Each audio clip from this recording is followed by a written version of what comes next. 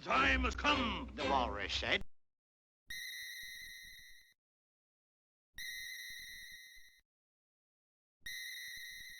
Ladies and gentlemen, welcome to Metroid 2: Return of Samus. I'm Jockey, and I'm here with Jaina. I actually have a second chair this time. Here to enjoy the game, girl? There you go, you got your own seat and everything. Anyway, today is my birthday, but it's also International Women's Day, and I just never noticed that, and I was wondering how to celebrate both. So I figured, what better way than playing a video game that features one of my favorite female protagonists, period, Samus. And of course this is a direct sequel to the Metroid on NES, where you get Samus's identity revealed. I actually don't remember this title screen music at all, but let's just get started anyway.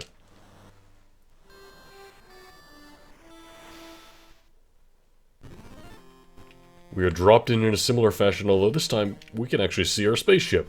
Isn't that neat? So we can actually jump up here, and we're inside the ship. How about that?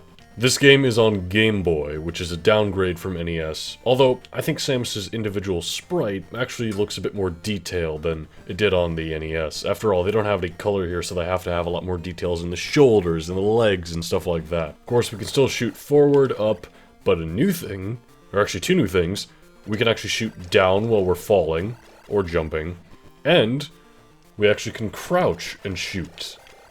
And you might be wondering, well, how do you turn into the morph ball then? Simple, you just hit down again. So it can kind of throw you off from the original game's control scheme just a little bit, but you'll get the hang of it in no time, and it feels so much better.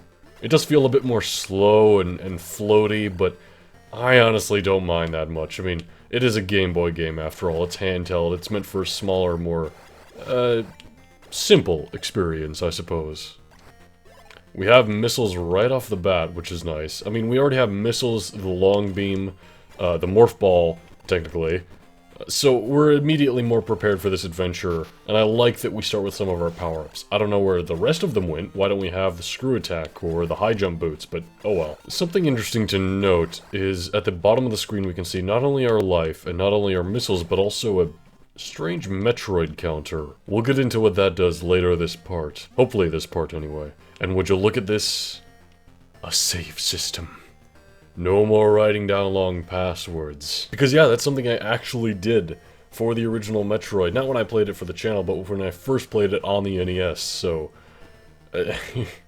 having this is very nice. Although, of course, it is a Game Boy save, and those are not the most sturdy. I've had several Pokemon save files just die on me, so the best way to play this game is definitely emulation, maybe the 3DS Virtual Console Store, if that's still open, or one of the game's remakes. There's a fan remake called AM2R, as well as the Nintendo's official remake, Samus Returns, both of which I think are very good, and I might cover in some capacity later on. Actually, I suppose that is a topic of conversation now. Ooh, that's lava. And that is all that's here. Okay. I suppose that is a topic of conversation now regarding this game's remake, as well as another Metroid remake in the series that is coming up rather soon, the remake of Metroid 1. Both remakes, I think, are vastly different than the original, to the point where I think I'll still do full Let's Plays for them. I've mentioned how I don't want to flood my channel with the same game, but because those games are so different and they have deviations in the story and stuff like that, I think they're worth their own Let's Play. Although I might try to condense it just a little bit. Now, something like Mario Bros. The Lost Levels, I mean, that's just kind of a palette swap. That I might have just one video or a live stream I've definitely thought about.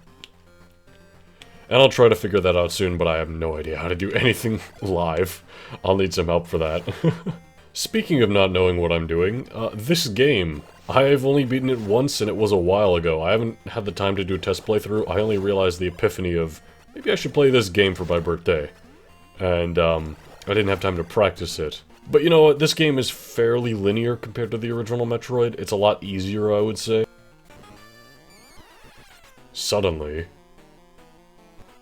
a strange creature emerges from the Metroid shell.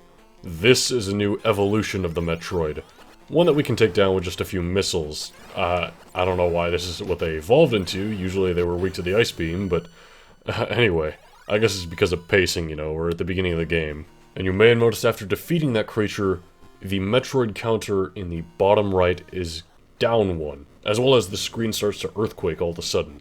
And that's telling us that the lava way over on the other side of the map is now lowered and we can continue. And that's kind of what I mean when I say this game is a bit more linear than the original. You can't progress until you kill a certain number of Metroids, and the entire goal of the game is to kill, well, that many Metroids. And yeah, there were a lot of alien references in the original, like Ridley being a reference to Ridley Scott, Samus kind of being a parallel to Ripley. This game just goes all in terms of the aliens references. It's a very good movie, by the way. You should definitely check it out. I haven't done anything movie-related on this channel yet, but when I do, that's one I want to cover. And yeah, if you know the plot to Aliens, after the threat was first kind of revealed in the original, the goal at that point was go to their home planet and kill all of them. So that's the synopsis of this game's plot. We're here to kill every Metroid on their home planet of, what's the name of this planet? SR-388? Or is that Aliens I'm thinking of? So yeah, this is not on planet Zebes, which the original game takes place on.